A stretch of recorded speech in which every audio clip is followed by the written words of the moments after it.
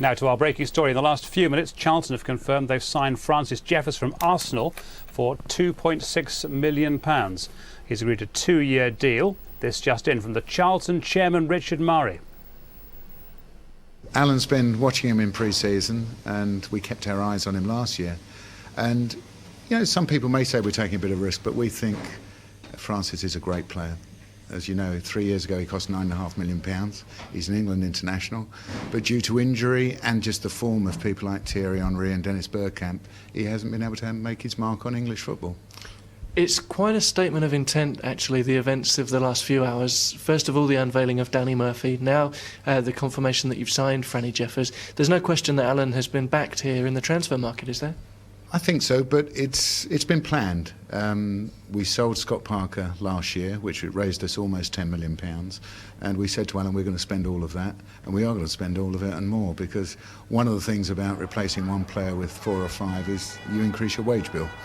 But yep, as usual at Charlton, we're going to invest as much as we can in the team, and I don't think Francis is going to be the last signing we make. Alan certainly wants at least one more player.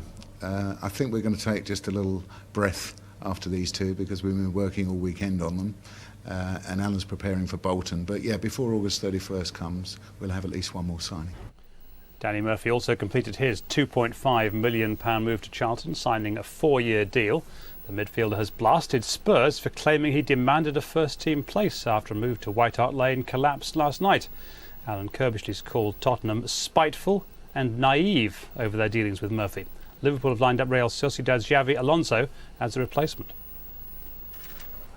He swapped Anfield for the Valley, and Danny Murphy is delighted. But first he wanted to clear up why his move to White Hart Lane broke down. Tottenham claimed he wanted the guarantee of regular action. Not true, says Murphy. I made the choice to come to Charlton.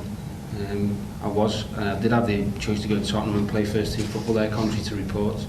But I came here because I thought Charlton was a club that's on a level, if not overtaking Tottenham, and I think with Alan in charge, I think they can definitely keep progressing that way and become as big, if not bigger, than Tottenham. The statement that came out from Spurs was a little bit naive, I think, and a little bit spiteful in the end.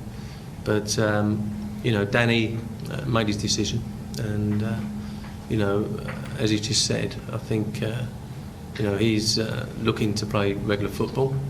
We're going to give him that opportunity.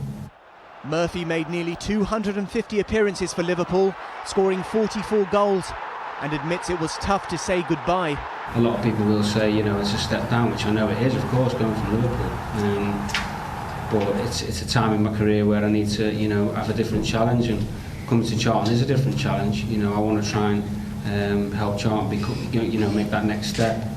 And if we can see European football here in the next couple of years, I think that's achievable. You know, I think that's a target that can be reached, and if I'm part of that, then I'll be delighted. Murphy is in contention for the trip to Bolton on Saturday.